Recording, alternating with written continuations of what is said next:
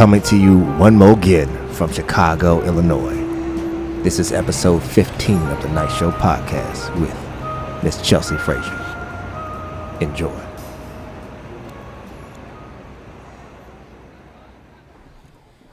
Okay.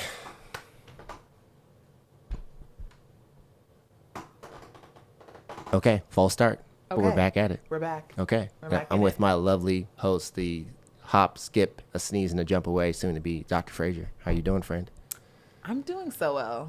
I'm doing really, really good today. Yeah, we're here in Chicago. It is blazing hot. It's a little humid. It is, which is super uncharacteristic of Chicago. I've been blamed for the humidity because of my travels, either being in the South and then being in the deeper South. Here. And then, Rude. yeah, sorry, I apologize.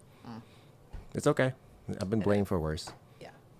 Yeah. But, we don't have so much heat here, so I'm welcoming it with open arms. Okay, so let's go ahead and get it started. Okay. Fix Kanye West. How are we going to do this? I have no interest.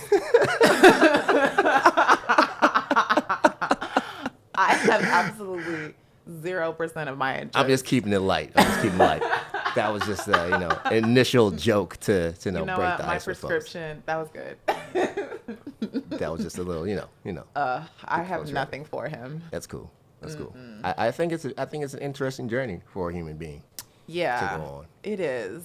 We gonna lift him up in prayer and keep. There we go. Yeah. To whomever you pray to. Yes, Just lift him up. Mm-hmm. Lift him up. Take it back, old school. Because good Lord, yeah, I don't know. But okay, for the folks who haven't had the pleasure of knowing you since high school. Oh my God. Introduce yourself. Let Okay. folks know who you really are.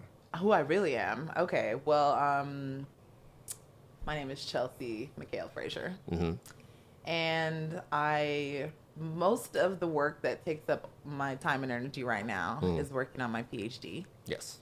And I am in a PhD program in African American Studies at Northwestern University. I have been at it for a little while now. And actually the project that I'm working on now, which lies at the intersection of Black feminist theory and environmental thought, predates my time at Northwestern. Okay. Dig into that. Let the folks know what exactly. Dig into that, what that means. So I began my graduate study at Purdue University in West Lafayette, Indiana. And while there, in the American Studies program, and while there, you do something you take a class called your American Studies Pro Seminar, and basically what that class is meant to do is to introduce you to the field of American Studies. And so as I was sitting in my American Studies Pro Seminar, we're learning about all these different topics that are, sort of like the new hot and sexy topics in American Studies, and also some kind of like more like traditional, Right. formative themes in the field. And eco-criticism was a field that, popped up on the radar. And broadly speaking, eco-criticism is the study of literature and the environment. Okay. And I was so interested in all of these questions that many scholars in the field were posing, like how can we as scholars make sure that our work is relevant to, issues on the ground, one of the most important of which being environmental degradation. Okay. And I just pretty much had one simple question in that seminar, and it was like, okay, well, where are all the Black women? Because so the project really started from a very personal place, in the sense that I saw this, problem, this societal problem that I was really interested in learning more about, like the deterioration of our physical environment, and the set of tools that I had for addressing that problem or finding out about that problem, like environmental studies, mainstream environmental studies. I just didn't see myself reflected in any of the books, in a lot of kind of just the ways that environmental studies is kind of like packaged and then sold in the academy to a certain extent, right? And so I just was like, well, Black women write about everything, so they have clearly been writing about these things. Right.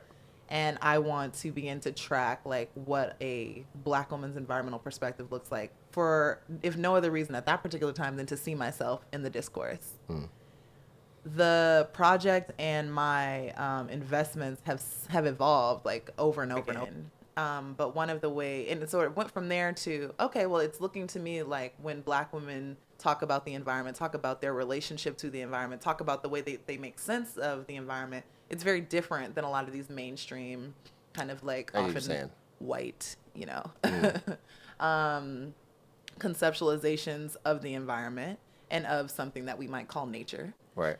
And so kind of got to that point, and that led me to the point that I am now, which is okay, not only do Black women have a completely alternative set of what I call ecoethics than what we're familiar with or what sort of like governs our social world order right now, but also that if we have any chance of possibly getting out of this mess, or at the very least living the most abundantly that we possibly can in our extremely troubled and polluted world, we have to turn to a Black feminist ecoethics and take it really seriously, not above all other forms of ecoethics, but certainly in conversation with. Right, to include in the full spectrum of the exactly. But not every, but there also are like sets of ecological practices or sort of like conceptualizations of environmental degradation that I am actively writing against, and that's what I think about as colonial earth ethics. And a lot of scholars, particularly indigenous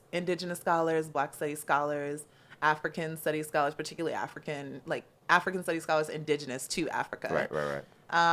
Have been talking about these things in various capacities and using various language for a long time. So my kind of charge that I've taken upon myself is to really pull a lot of those conversations together and to think about how indigeneity and blackness,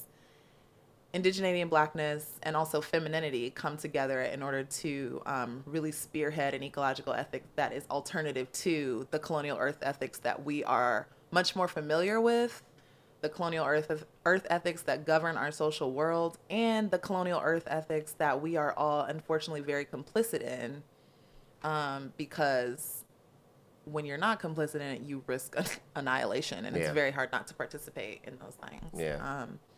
So all of those things, all right, I'm trying to sort of like touch on them. And that's a little bit about just kind of like the origin of the project and like where it started and where it's going right now. Okay. Yeah. Okay.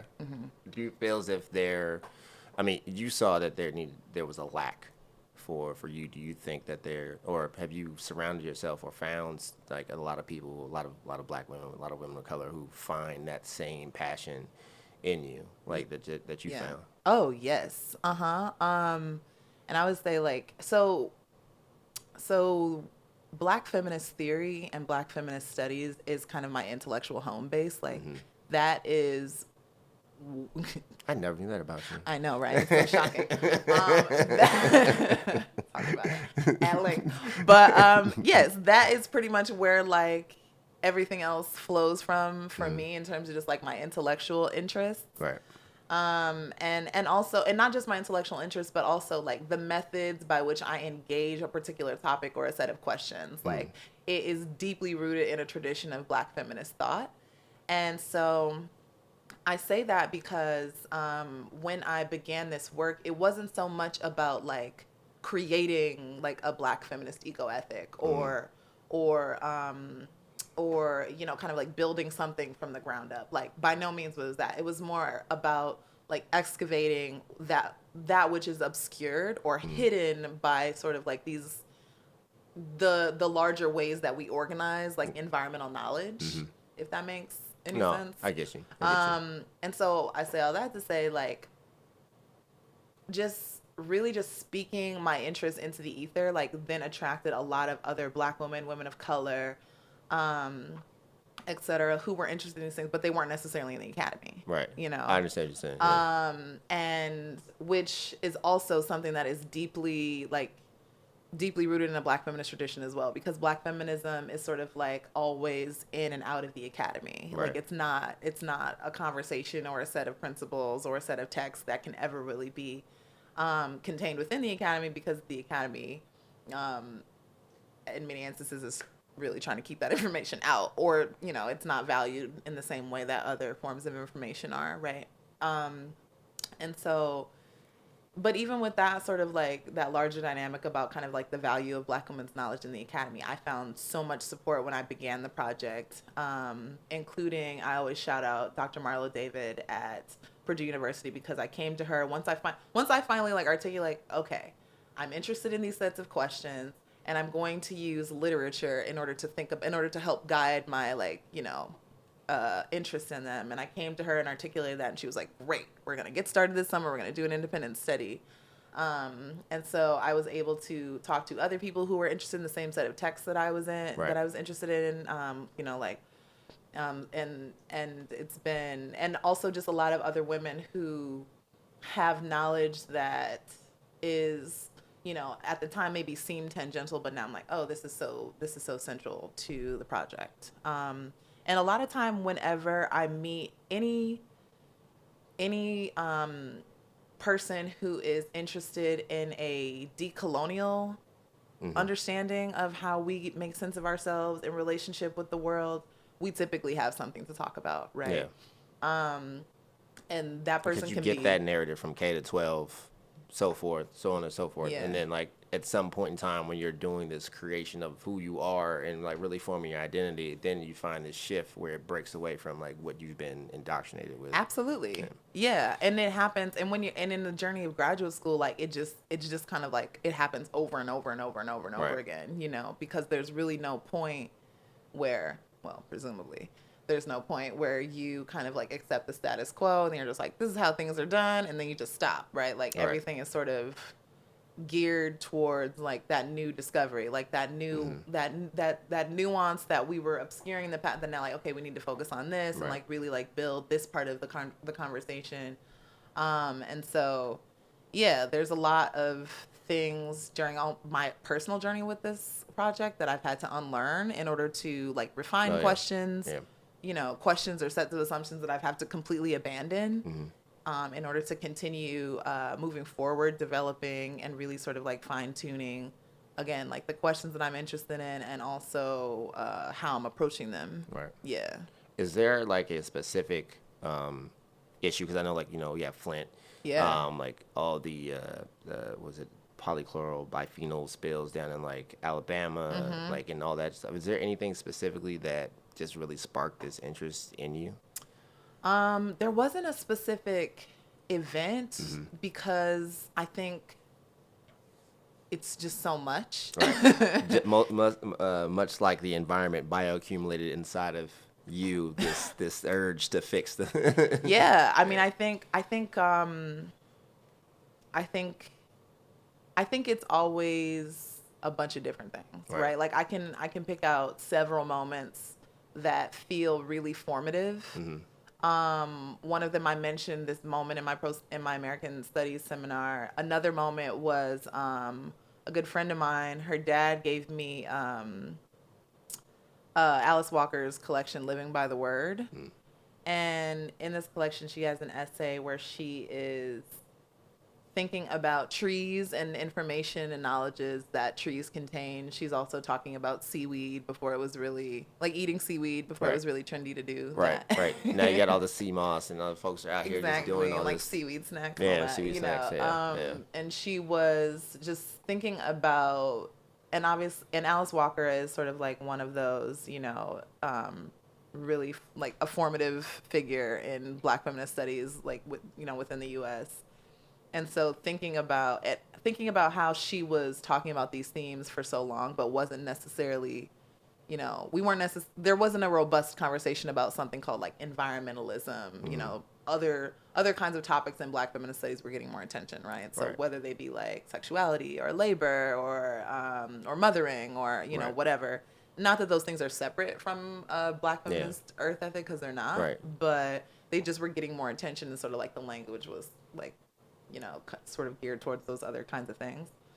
But thinking about like reading that and sort of like how she was this introduction long before I was even introduced to eco-criticism, like, and part of the reason why that is so, like, that particular moment was important for me is because eco-criticism has this tendency to be like, okay, we recognize that we're a little white, and we recognize that that we're, you know, like operating under a certain set of assumptions that typically privilege like a middle to upper class, like white, you know, ethos, but we're welcoming people of color to the conversation. And when they begin to be interested in these issues, we like can't wait, you know, and it's kind of this like narrative of like, you know, basically white people waiting for people of color to join the conversation.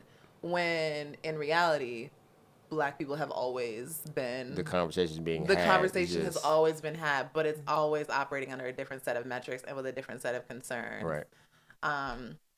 And so and also just like I can remember another moment where a friend of mine, this was when I was in college, when I was an undergrad, a friend of mine saying, oh, I want to go hiking or something like that. And I was like, what? You want to go do that white people stuff? Like, it was just a joke, right? Yeah, right. At the time. But then, and she was like, what? What do you mean? Like, this isn't a white people thing. And I was just like, yeah, whatever. But then I really thought about it, you know, a few years later. And I was like, why would I even say that even as a joke? Especially because for someone like me, like, I'm from Minnesota, and just being outdoors and in the nature and in the worms and climbing trees and hiking. Minnesota. It's like, exactly. Yeah. It's so Minnesota, and it's also so me. So yeah. I just was like, truly. So I just was like, why would I even like?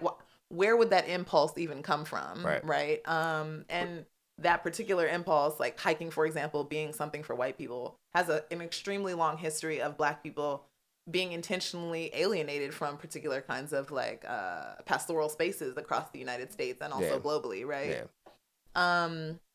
So there's been a lot of different moments that I think have sort of like contributed to, you know, different kinds of origin points of the questions, but nothing, not like one particular thing. And I also see a lot of these, like you mentioned, the Flint water crisis, right? Like the Dakota, all of the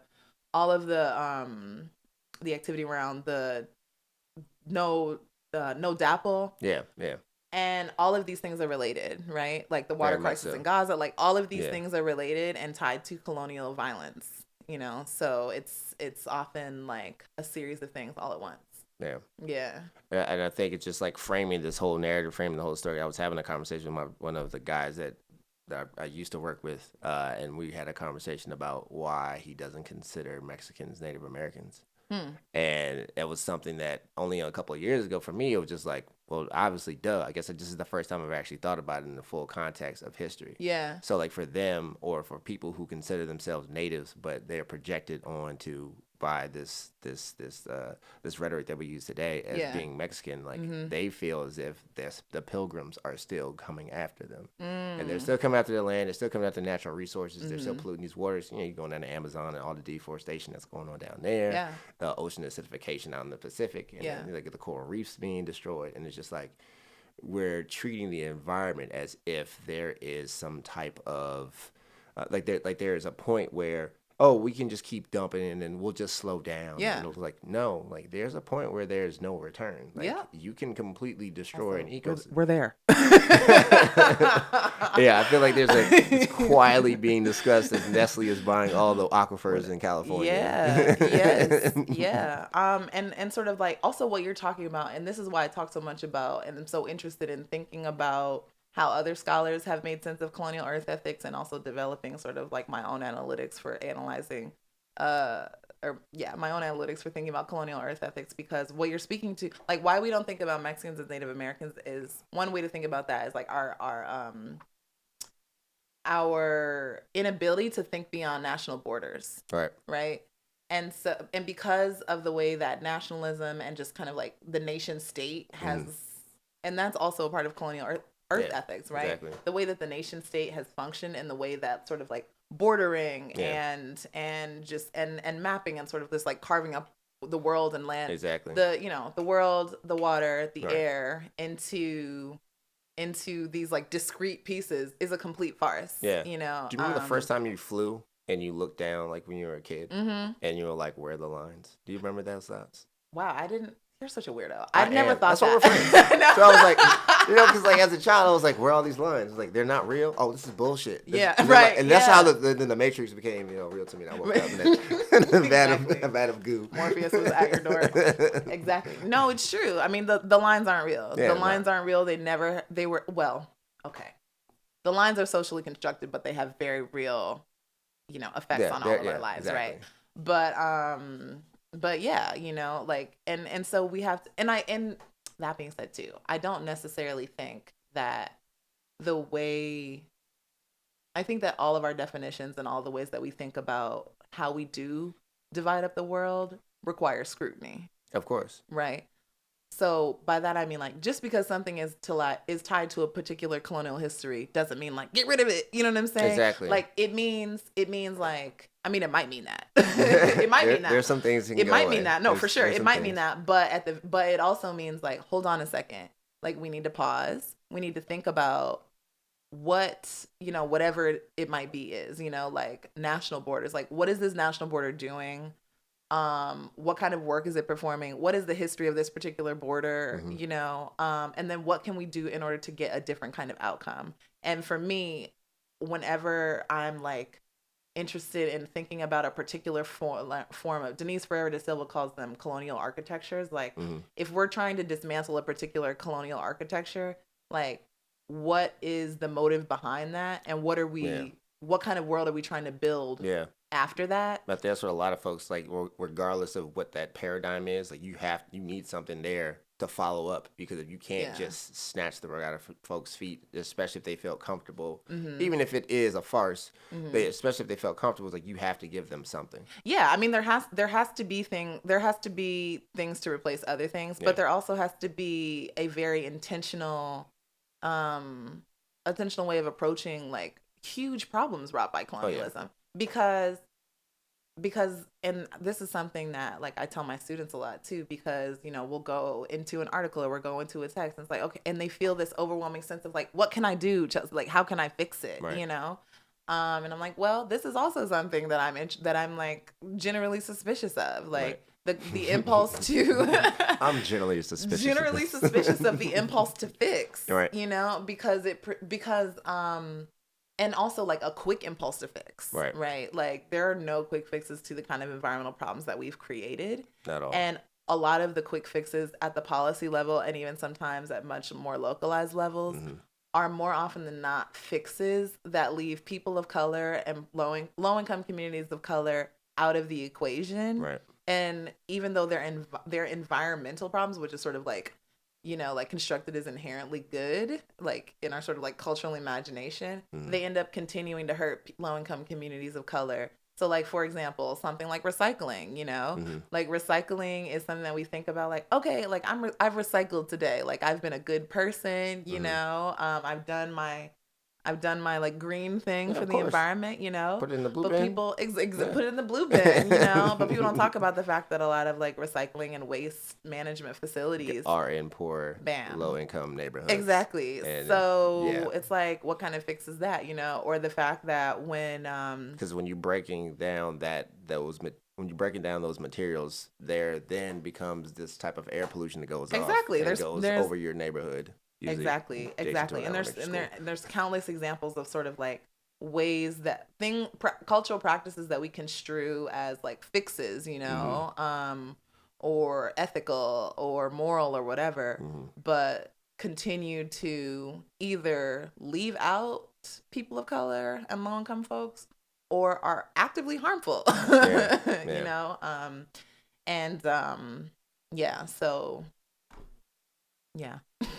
So how are you gonna fix it? Is what I'm asking. How am I gonna fix it? Well, I don't know if I have enough. I don't know if I have enough hard drives. I've actually I have some notes. No, I mean, was that huge stack over there? Exactly. I mean, I think about this all the time. The problem feels so big and very crippling. Right. And I think that the way that I have sort of taken it up, like my mission has been to get whoever comes in contact me that is just like unfortunate enough to ask me a question about what I do, is to really just stage a conversation to get them to consider some things that they may not have considered before. Right. And to also be constantly thinking about I think I'm just kind of like always trying to get people to pause a little bit. Yeah. That's important too. Just like really pause and just like think about something that they hadn't thought about before. Yeah. And that I don't think is specific to me. I think that that's something that like most academics desire, Right. like just to get people to like think harder about something that we typically take for granted when we're sort of like on the move, right? And when it comes to a lot of the things that are like related to environmental degradation, or like food justice, or all of these sort of like interrelated phenomena, like it's really difficult to take time to pause. Everything else in the world is telling us to not. Everything else is telling us to speed up, to fix, to like find the solution and move on. Right. To distract, and so that's part of my kind of just like contribution. And I think that encouraging people to pause in that way takes many forms. Sometimes it takes, sometimes it's through my writing, sometimes it's through my teaching, sometimes it's like in these moments right now, I think it's important that like folks in academia to speak outside, because a lot of times it just seems as if we're all just talking to each other. Yeah. And it's important, of course, but then it's just like, we want to know what you guys are up to. What's going on? Like, no, it's very, I have several thoughts about that. Okay. So I'm just going to give you two, though. All right, let me stretch. All right. Okay. So accessibility is super important. Definitely. I am interested in, I want the work that I do to be relevant for many interested parties, right? Who are not just Black women. And one of the I'm interested. Thank you. Awesome. Tell your friends. No, but I'm telling them right now. Right. Exactly. One of the strange things about being a Black woman academic is that if you're doing work, and especially if you're doing work that engages Black women in a direct way, there's an assumption that the work that you're doing is only relevant for Black women, right? Of course. Yeah. And so that is completely inaccurate. Of course. And it also creates a kind of culture where I don't think that people notice what they're then expecting of like quote unquote Black academic work. And a lot of the times Black academic work gets judged by Black scholars and non-Black scholars alike for its accessibility or inaccessibility. And sort of like it goes like, if it's more accessible, then it's like more authentic, or and if it's inaccessible, then it's like, well, this ain't relevant for the Black, like you're using this language that's obscure, like why would you use this language, like this isn't like for But I think the fix to that, sorry to cut you off. No, go ahead. The fix to that is, yes, there are times when you can be using this very obtuse and very esoteric language. But at the same time, there are formats like this where you can come on and just like kind of relax and just be like, and here's what it is. Exactly. And there's also an assumption that I think an underlying assumption that when Black people are talking about things, that it's not complex. And sometimes to explain something complex, you need complex language to do it, exactly. Right? And to your point, like, there's a time and place for everything. And so I really appreciate, I attempt at all, I try to, like, be as accessible as possible just so I want to be a good writer. Right, exactly. Right. Darlene Clark Hine explained it to me once. She said, you want to take all of the pain like out of the experience of reading, out of like for your reader, like you want your reader to not have to like struggle, and that is sort of like not the only, but a mark of like good and clear writing. I'm probably butchering the way that she said it, but that was the sentiment that I received. I think it's going and so yeah, like I have pieces of my writing that are more, academic, and then I have other kinds of like forms and other interests and other topics that I think are more accessible to wider audiences that aren't necessarily trained in the same language that I am trained when I'm like sort of like in those academic realms. Yeah. And that's important because you want folks to feel as if like, and being a Black woman, I'm sure you get this sometimes. People will assume, or they'll come up to you and be like, it felt like she's talking down to me because she is so educated, X, Y, and Z. Yeah. Well, I've heard people say things like, "Oh, I feel intimidated," or "I don't even know," or "I don't know." Like, Good. I mean, people say that for a lot of reasons, Yeah. you know. But like, I think I'm like, well, that don't really have nothing to do with me. Like, Yeah, right. but That's a lot of you problems. That's a definitely I a had personal problem. I had a coworker told me once the show Cosmos. Yeah. Yeah, with Neil deGrasse Tyson. Yeah. She was we were speaking and she was like, "Oh, I feel like he's speaking down to me when he's talking." I'm like, "Really? The astrophysicist makes you feel dumb? Like, Right. we're all learning here." No, no, it's so true. It's so true. It's like we're all like the Oort cloud isn't just some shit you can just go out in your backyard and see. We're all learning. No, it's so true. And also that is also just so funny too, because for whatever reason, like not for whatever reason, we put so much into like what a PhD means and like what it means to call someone doctor and all that. Right. But I mean, I'm constantly learning and like I'm constantly feeling that way. Like I don't, and there's also like I'm like pretty well versed in my fields, Right. you know, for this stage of my career. Right. But there's people who've been working for 30 years, you know, Right. like And sometimes I'll go learning and still learning and still, you know, like clarifying their questions in their terms and thinking about how to like go back and fix some work that they did 30 years ago. Right. And also like, you know, all these different kinds of things. So I think like some of that is just like, you know, just human foolishness. But like it's the letters at the end of the name or the letters at the front of the name, they kind of like they throw people off sometimes. They throw people off. Yeah. But at the same time though, and like this, like my friends point this out to me a lot. Like I think that because of the way that I am trained to think about things, I do often think about things a little bit differently. Right. And like and it's like hard for me to participate in conversations in ways without observing them. I understand. You know? Yeah, just like being able to sit in the conversation, even like we're doing there right now. You are still stepping outside yourself and still able to. That I think is sort of like that. I think is like that's a learned skill. Yes, so you but it's like I practiced it. Yeah. Well, I think. Okay. You can have it, or you can just really learn how to just do it. No, there are definitely some people that just have it. I do think that in general, that's kind of been something that I've done just as a kid, like asking my mom super hard questions, like, please just go to bed. Like, I, you know. Like, no, I got questions, please. And I'm like, nope, we're doing this. You're going to answer them. But at the same time, like graduate school, absolutely, you know, if you're getting like a pretty balanced, you know, experience, like graduate school is absolutely about developing that ability to kind of just like always be, you know, objectively, it's not a real thing, but like, right, exactly, right, it's not a real thing, like, but always sort of be like sort of stepping outside of the moment, and like, you know, observing things along the way. Just like, however you. And then placing it in conversation with other moments, and then like developing some type of way to explain their connection and that kind of thing. So, yeah. And it's like observing the context in which you've learned, and then becoming critical of the context in which you've learned something. Absolutely. And then it's just. And then it just builds. Yeah. It builds. Yeah. Hella levels. Yeah. Levels. Okay, we've been going for a while. Oh, have we? Wow. Yeah. Okay. I think this might be a good like stopping point. Yeah. Yeah. Okay. Cool. Yeah. I really appreciate you, letting me be in your space. Of course.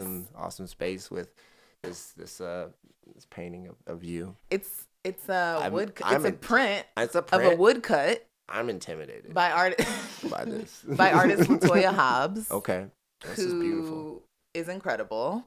Clearly. Yeah. I'll tag her stuff. People call her Toya Scissorhands. Toya Scissorhands. Oh, like, okay, she literally this is like a big stamp. Like she carved this into like a giant slab of wood. Wow. And that's how she creates the prints. Oh my god. She's a genius. This is next level. Yeah. This is a lot of patience. And I posed for her years ago, and she gifted me this print This is you're fine. because I posed for her. People are gonna yell at you later. I know, okay. Which is also light segue before we wrap. Another part of the ways that I think about environmental degradation is through the lens of Black women artists. So contemporary Black women artists are incredibly important to me, and I look to them to not only think about how Black women conceptualize our earth in the present moment, but also how Black women are imagining a world unyoked from colonial logics, right? I think that's definitely, especially in this space and time right now. I don't know what it is about 2018, but it just feels like a very strong liberation type year. I don't know what it is. It's just There's a lot of pressure. A lot of folks are just getting shit done. Yeah. And it's beautiful to see. I like to see like real, true art, not necessarily like the commercial art that we just get fed constantly and Yeah. it just get drowned in, because I don't feel Yeah. as if that's necessary. That's not necessarily a narrative that is ours. That is a projected narrative that usually comes from a person who's outside of our culture. Right. So it's just like to see something like this just being, it looked pure to Yeah, I me. mean, It's I nice. think like I'm definitely drawn to artists who are interested in making art for particular communities. Yeah. Typically communities that they're embedded in. Right. And even in like popular culture and like commercial art, particularly commercial black art is and you know, we can sort of debate on whether it's like, you know, I love the nod, like good for the blacks, bad for the blacks, you know, that kind of thing. Like we can sort of like debate its cultural value, but there's definitely a lot of really dynamic work being produced in all kinds of different mediums right now. And I think that we're going to continue to see that because I don't know if this is going to let up anytime soon. I'm here for the complexity. Looking a little dicey. But we can look forward to the great creation. Pressure makes diamonds, everybody. Yo, it's rough out here. It's a really like unfortunate thing, but also can be a silver lining, I guess. I don't know. Oh, without a doubt. Things will lay out. Yeah. So yeah, but thank you so much for wanting to take the time, and yeah, it's great. I'm here for the work. Likewise. Yes. I appreciate it. All right. No Thanks doubt. for everybody for listening. Night show.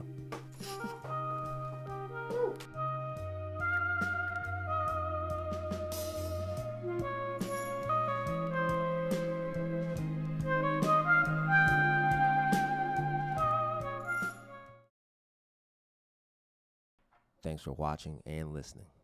Please subscribe to my YouTube channel. Doing so allows for more content and for better branding. Thanks again.